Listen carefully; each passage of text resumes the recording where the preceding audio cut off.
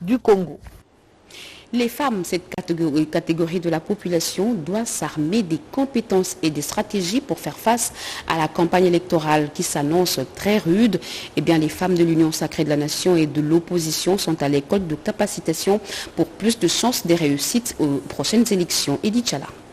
Ce déjeuner électoral, organisé en format formation par le panel des femmes politiques avec l'appui de l'ONG canadienne Journalistes pour les droits humains, a rassemblé les femmes candidates députées pour le compte de l'Union sacrée de l'opposition et a servi de cadre de renforcement des capacités en leadership politique des femmes et bonnes pratiques de mobilisation électorale pour la campagne réussie en stratégie solidaire de mobilisation de ressources pour et par les femmes candidates aux élections législatives provinciales et nationales et en communication politique et électorale.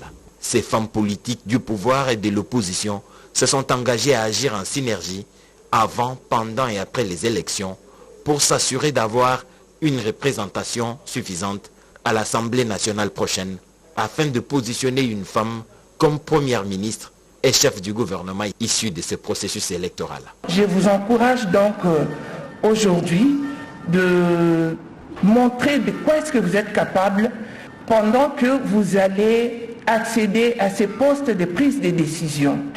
Ces femmes candidates députées nationales et provinciales ont plaidé pour échanger avec le président de la République autour de la nécessité de sécuriser les candidatures féminines et d'avoir une femme comme première ministre au prochain gouvernement.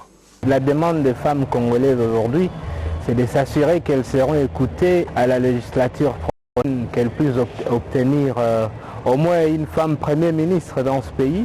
Mais pour y arriver, il faut la capacitation aujourd'hui afin qu'elles arrivent à se faire élire d'abord. Il faut dire que ce déjeuner électoral, organisé sous le leadership de l'ambassadeur Arthur Omar Kayumba, a été officiellement lancé par le ministère du Genre, Famille